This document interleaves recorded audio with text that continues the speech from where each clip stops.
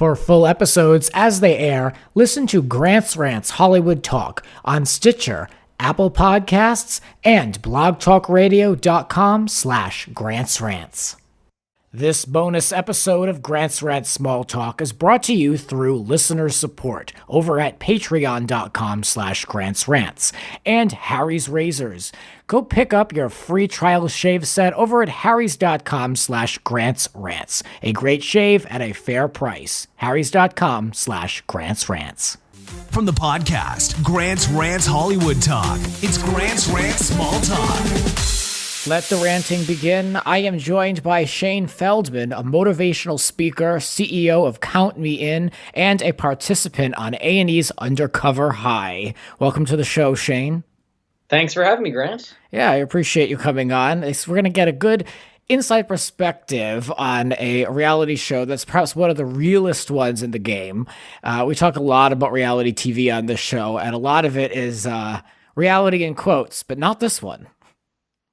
Oh no, this is as real as it gets. Yeah, and it shows like literally all angles, and we'll get into it. Now, if you haven't watched Undercover High, what it is it follows 7 young adults who embed themselves for a semester in a Topeka, Kansas public high school. The participants pose as a typical student, attending classes and activities and providing an inside look at what it's like to be a teenager today. But I almost feel like that description doesn't even say enough. It's not about people worrying about tests and stuff. I mean, these are people who are up against adult themes, very realistic, people who live a high stress, chaotic life that don't know any different. It's a mix of people. Obviously, it was a very large school, but the way it's being portrayed is these are really young adults facing adult problems. Absolutely, which is very representative of what teenagers across the country and many other parts of the world are facing day to day. Kids are growing up faster than ever, and the school that we actually shot this show in was very representative of a typical American public high school. The population was a third Hispanic, a third African American, a third Caucasian. There was about 70% poverty, students taking advantage of the free breakfast and or free lunch program, and dealing with so many challenges far above and beyond, tests and studying. Way beyond. I discovered this show through Kate Casey from over at Reality Life, a popular reality TV podcast, and she had great things to say about it. And I like seeing relationships and lifestyles, and I was very curious. My sister taught in an elementary school, a public school in Florida, and it was a mixed community of folks, and she really opened my eyes to what it's like to be a teacher nowadays, in this age where, a lot of people need a lot of special attention and the income level is so split. And I really had no idea. I did grow up privileged where I had, gone to high school, but I literally had no idea what it's really like out there in the real US. So this show really opened my eyes, and it actually latched on to a lot of what my sister had told me. So I'm still interested in it. I've watched every episode so far, and I think it's a great show and it's doing great things, I hope. That's definitely my hope. That's why it was a project I really believed in from day one, and I was thrilled to be a part of. I saw so much opportunity, not only in having a direct positive impact on so many students in the school, but also learning so much about what it's really like to be a teenager today. I mean, I work with teens. Count Me In, does work with teens. It's pretty much my day job to know the ins and outs of what it's like to be a teenager today. But I didn't really realize until going undercover, really embedding myself as a teen today, what they're really going through on a day-to-day.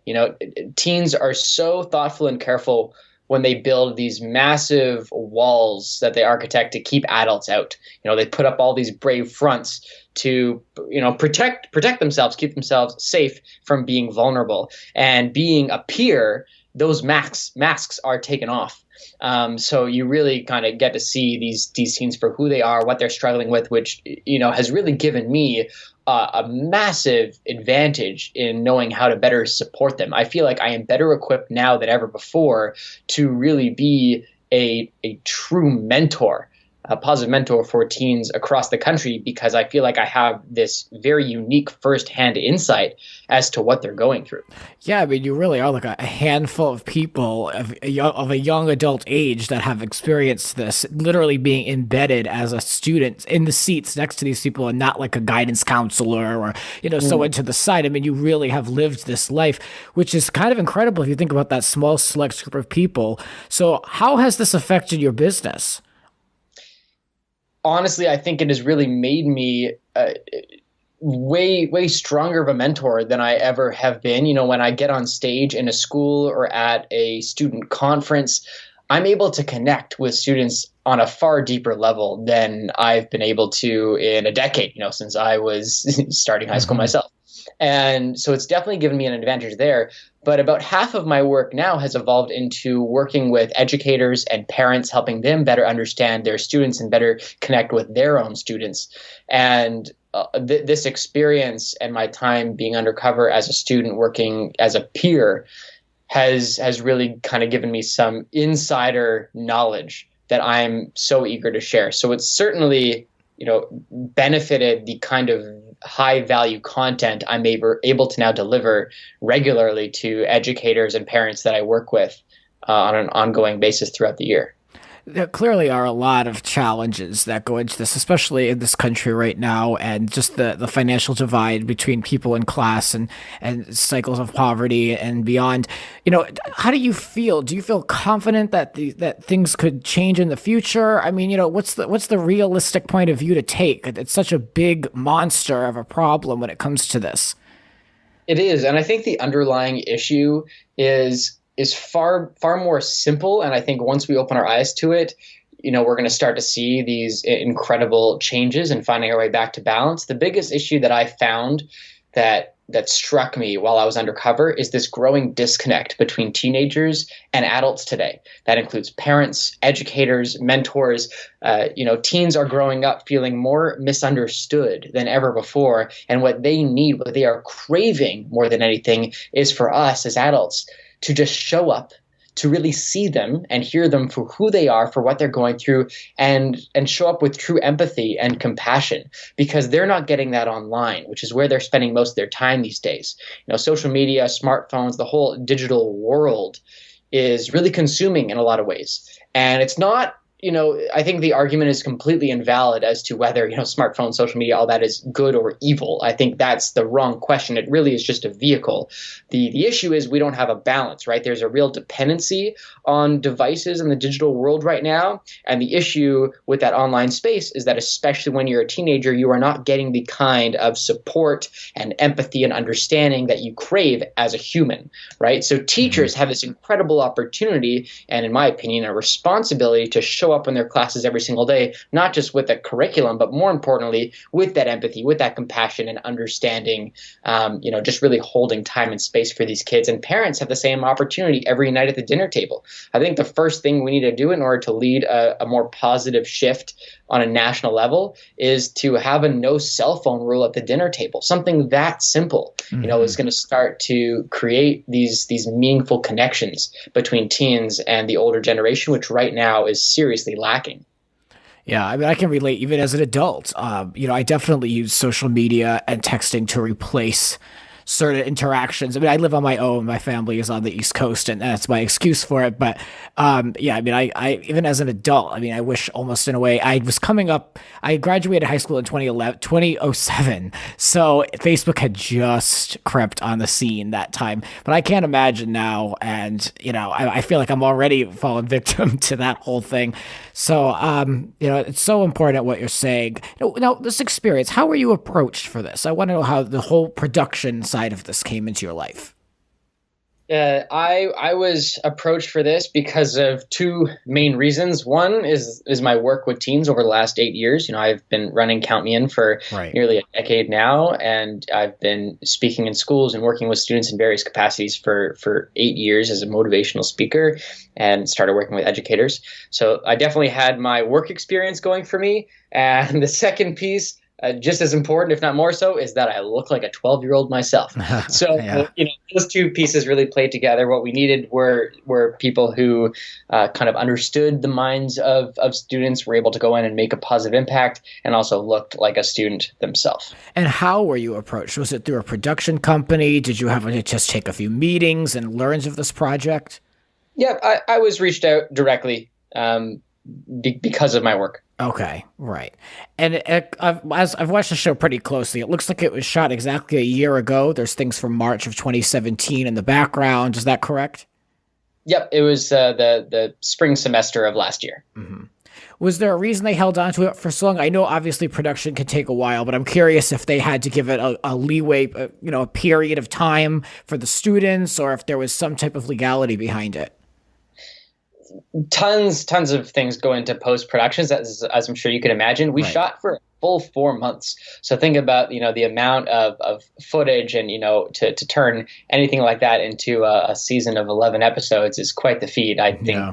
It's incredible to be in the editing room, in any capacity, but especially this show. 4 full months of shooting, is just astronomical compared to many of those docuseries that you see shoot for 4 weeks, 6 weeks, and I think it's really cool how it really lined up with current day. We're seeing episodes similar to how you'll see dramas, have their Halloween episode the same week as Halloween. Everything's really lining up nicely. So I definitely think that it was great that the network was able to line this up to almost be the same timing as we shot it. And it's not uncommon for a season 1 of a show, especially reality TV, to be exactly a year out. I don't know why that is, but it seems to be a common theme with season 1 of any type of reality show. In this series, you have put together Highland Park Radio 1 and morning announcements, and this resonated with me. I know you didn't create the morning announcements, but you've started this initiative to get kids more involved with radio. I know you mentioned you did that in school on the show, and that's something that I did. In my school, so I could relate. I had to pick up that janky phone and put in the code, and good morning, this is Grant, and I would read through all the announcements. So that kind of stuck with me. I liked that moment. I just wanted to bring that up. How did all that come to be? It was great. I felt early on that there was a lack of a platform for student voice in the school. My day job is very much about elevating student voice, giving youth the empowerment and the tools and resources they need to really stand on a soapbox and feel like they have value right now.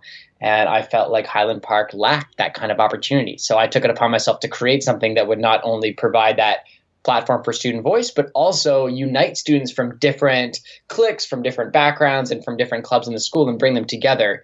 Not to mention have school start on a far better note. Lots of people were skipping that first period or coming in late to school, and I figured starting the day off with music will give an extra opportunity for those students to show up on time and to kind of have a skip in their step or dance their way to class instead of looking down at their phones or just moseying through the greatness of the hall. So I had the idea, pitched it to some students, was able to build a team, and then we started dealing with all the technical issues in terms of, there's a cassette player next to the phone. What's a cassette? And that was not only that, but, students who don't even know what CDs are. I think they actually highlighted that on the show. I think it was Reve, another student, who said, do we even have CDs anymore? Yeah. Hilarious, because when I was in high school, that's absolutely what we used. It wasn't until my senior year that we started, plugging our phones directly into the system. But this was great, and we were able to put a lot into building the system. And you hear some of those fancy voiceovers that I was able to have my team create. It was great kind of seeing that come to life, and at the same time making sure that the students really took ownership over it. It wasn't, the Shane show. It wasn't just me running it. I was really intentional early on of making sure that I was only running a small component. And every week I was trying to pass more and more to Haley and Reve and Aiden and a couple other students, because I knew that, I wasn't going to be around, not just because I was undercover, but because I was a senior, right? Mm-hmm. So it all worked out really well. They knew that, regardless of circumstance, regardless of the show, I wasn't going to be around the following year. But I'm really happy about the way that it was started and what we were able to build. And it's a lasting legacy piece now that I'm thrilled remains in place today at Highland Park. Wonderful. As an audio guy, I loved it because, like you said, you mentioned your team created those great calls and announcements of the radio station, and I loved that because that's something that I would totally do. So it just stuck with me, and I'm glad to hear that it's still in operation. Yeah, there are some incredible changes and things that were put into place during and following us working on this show at the school. As you can imagine, we were uncovering a certain degree of challenges, obstacles that we were facing as transfer students, and also that we were witnessing other students facing. So it's incredible. And you can actually find online, they've released a full document talking about the kinds of changes that have been put into place, both at Highland Park and board wide at TPS 501 out in Kansas. So it's incredible. This show has really made a tangible impact, unlike many other reality or documentary style TV shows that kind of come in, do their thing, and serve as a form of entertainment for the masses. I really feel like this has made a tangible impact on the lives of students and many, many more students to come over the years. It's wonderful to hear. I want to offer my condolences to you regarding your grandfather. I'm very close with my own grandparents. I can't imagine going through this experience and having to deal with the loss of someone like that in a family. You must have been a very strong person to get through that. Thank you. It was really hard getting that call, being in the isolated silo that I was in, living out there, a handful of people knowing where I was and what I was doing. And it was really, really challenging to move through. At the same time, I think that, that's such a universal concept that whether you like it or not, it kind of unites us all. The idea of loss and heartbreak, especially when it comes to family members and the older generation and grandparents. So on one hand, it certainly wasn't ideal where I was and how I was able to get that news and deal with it. And, the production company was incredible. I was in a car headed to the airport literally within hours of getting that call at 11 p.m. At night. And unfortunately, in the car on the way to the airport, he passed away. So I didn't actually make it back to see him. However, we got the chance to talk, that night, which was powerful. And I think such a gift that so many people don't get, right? So many times you're not given even that 24-hour window. And at the same time, even though I wasn't there, trying to find an ounce of positivity as I do in almost everything, I really do think that it's important that this kind of situation was part of a show like this. We're talking about real issues, and this is an issue that we all face. Not everyone can relate to poverty. Not everyone can relate to living in a single family household, or dealing with severe violence. But we can all relate to some element of loss. And I think it's important to remember that I consider it my job to continue living as fully as possible and to be a living part of my grandfather's legacy, right? That's something. So that was one of the reasons why I ultimately told myself that I had to go back and finish the semester, which took a lot. I was with my family and mourning, funeral and all this, and then I get back on a plane to go back to this silo, and ultimately I did that because I felt like I almost owed it to my grandfather to finish it. He was one of the most giving, generous, good human beings that I've ever known. And, thinking about that and the kids that I had met, from Danny to Haley and so many other students that I built relationships with, I knew that my job wasn't finished yet. Forget about the cameras, forget about the show. I knew that I was making a real impact and that I wasn't done yet. I felt that in my heart and in my body. I just knew that I had more to give of myself to these students. And I'm so glad I did, because those last 5 or 6 weeks proved to be some of the most impactful.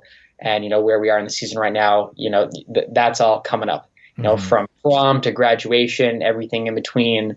A lot happened in that final stretch, and I'm so grateful I was a part of it, because the impact, as you're seeing, is tangible, and it's just going to continue throughout the rest of the semester. And that's exactly why I'm a fan of the show. I wanted to highlight the show on this podcast because I watch a lot of, like I said earlier, like putting it in quotes, reality, and it's just so great to see something real that actually has results in society that will help people long term. Like these are the show, like this is why I'm getting a little tired with certain shows that I've been doing, because you can see through a lot of it, and it's all for entertainment purposes. But it's so great to be able to sink my teeth into something that is so real, and to have this conversation with you that is very relatable in a lot of ways, and even hearing about just the beautiful way that you honored your grandfather. I mean, this is what makes this show so unique and special, at least as a viewer for me. So I think it's a great thing. I really do.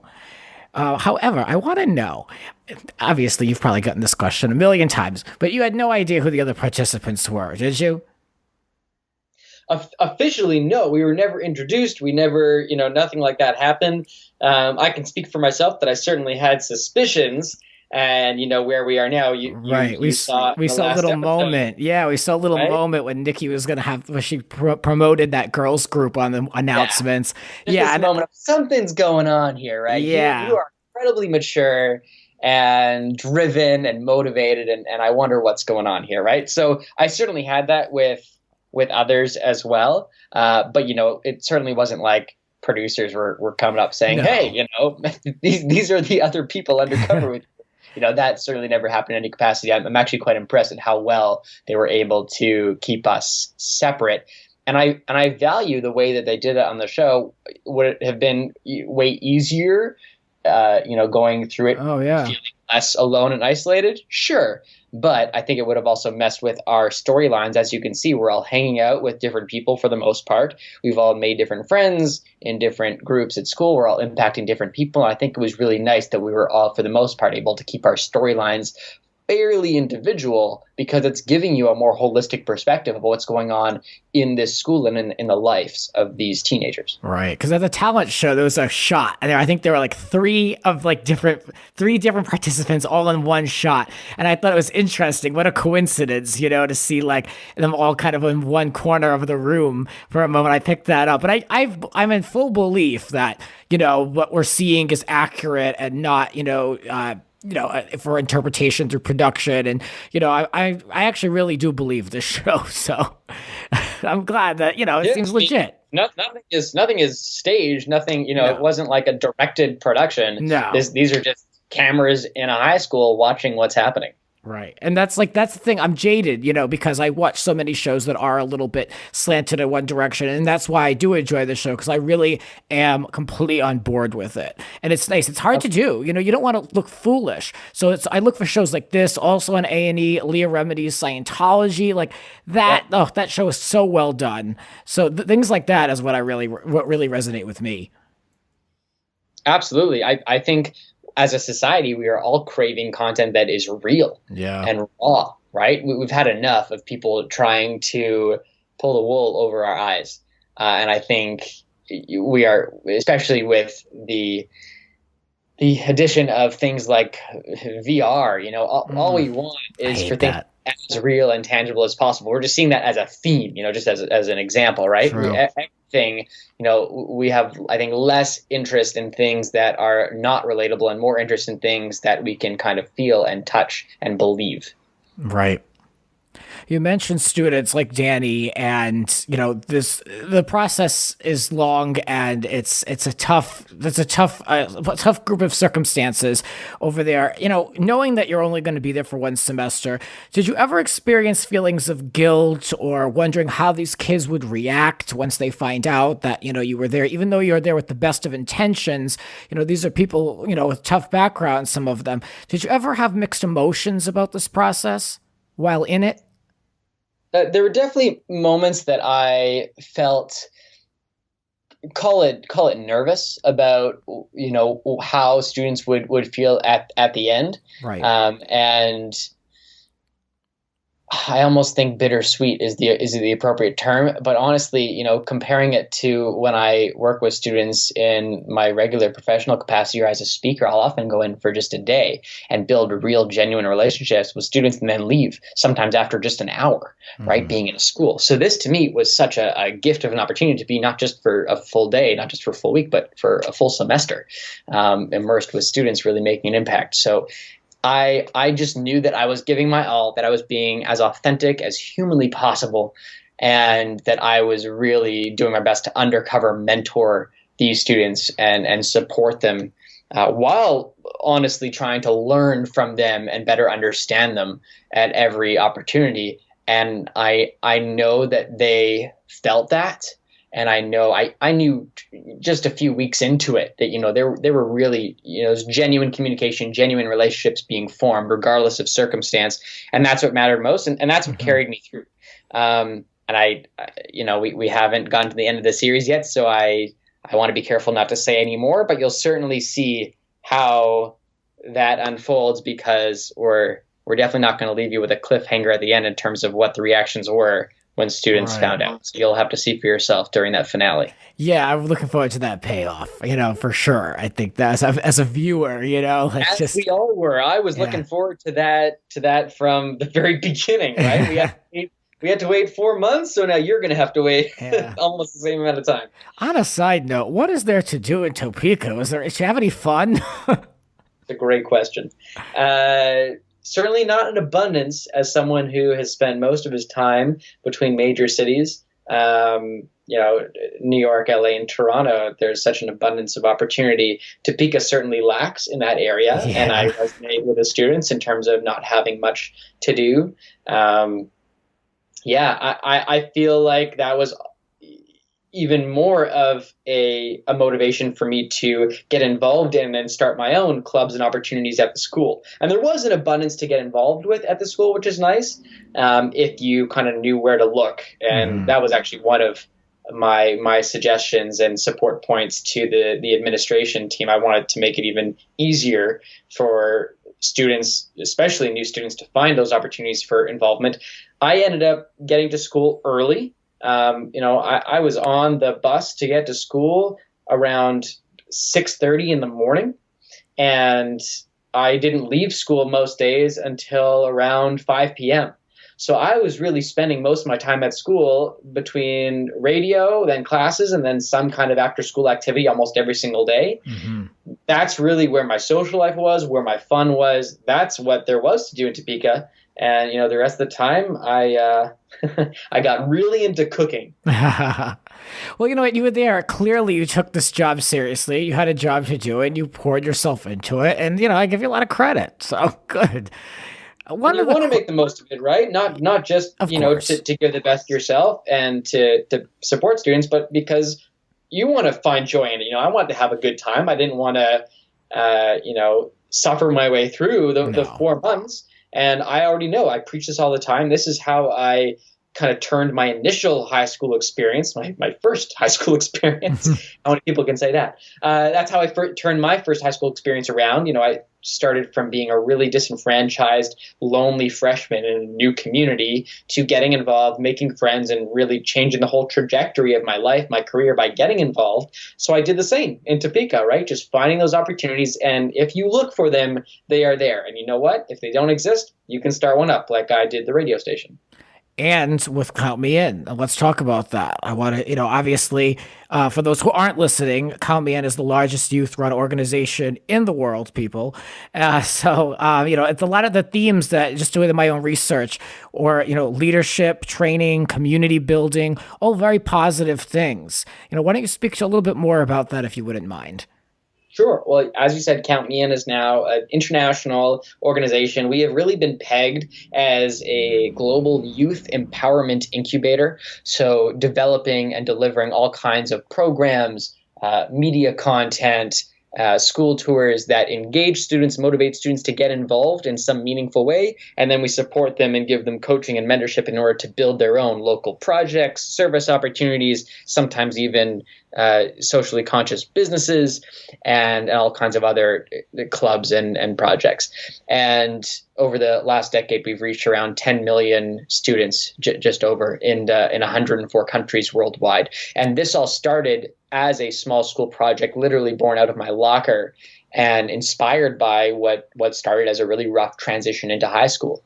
So I kind of highlighted this earlier, but getting involved really turned my life around. And I kind of begrudgingly got involved. Initially, it was because my school counselor essentially forced me to sign up for a handful of clubs and councils that he felt matched my interests. And I had just gone to him to try and transfer to a new school because I hated where I was. I felt alone, I felt isolated, I felt invisible, and I wanted out. I figured it was the school's fault. But getting involved, which I thought was just a formality in order to get that transfer, ended up being my ticket to making friends, to meeting people, to feeling a stronger sense of belonging. And the more I got involved, the better my life got. And the more I realized how many students were not involved in anything in my school. Yeah. And I just felt like there was nothing good about school except for these clubs and councils and teams. So I just felt like there were all these students in my school missing out on all this awesome. They must not even realize what's sitting right in front of them. So I really wanted to create something to almost mimic what my school counselor had done for me. You know, he helped me find these clubs and councils and opportunities that matched my interests. So I figured, okay, what if we plan this assembly, this school event, to motivate maybe 50 kids in my school to get involved, and then have kind of a motivational speaker maybe, and then this opportunity fair afterwards to match students with clubs and councils and volunteer projects that match them. And I had this idea, gather some friends. The big goal is for 50 students to attend this event, and word spread. People started talking. Long story short, 400 kids from 7 schools showed up to this event. And I kind of realized we hit something. You know, we were filling a void that no one else was. This was an entirely youth-led, youth-run, youth-planned event, kind of by students, for students. And we figured this is something cool that everyone kind of wants to come to, and no one really has the opportunity to attend otherwise. Let's see if we can do it bigger and better next year. So the next year we plan an even bigger event for over 1,000 students from 30 schools, and our programs have just grown and evolved every year since. It's incredible. Shane, you're a self-starter, you're a hard worker, and you're doing great work, solid work, and you're helping out the future of this country, really. So my hat's off to you. Thanks, Grant. It really means a lot. I'm grateful to do the work that I do. I feel a sense of meaning and fulfillment every morning when I wake up. And although not every day is easy, not every day is sunshine and rainbows, I definitely find meaning in all those opportunities. And the more I give, the more I feel like I get. That's wonderful. Well, where can we keep up with you and keep up with your organization? ShaneFeldman.com is where I live digitally online. You can find me on all the socials, Instagram, Twitter, and Facebook. And the website for Count Me In and Count Me In programs is CMImovement.com. So Count Me In Movement, CMImovement.com. Wonderful. And you can catch Shane on A&E's Undercover High. I watch on demand. Shane, what nights do they come on A&E? Does that show come on? It's Tuesdays at 10 p.m. on A&E, and also online, on Apple and Amazon Prime. You can find it in all those digital places as well. Great. Thanks so much for coming on the podcast. And I think we have we all got a little behind the scenes look and some knowledge, some good knowledge. I appreciate your time. Thank you. Thanks, Grant. Pleasure's mine. Thank you. We'll be back with more rants. Thanks again.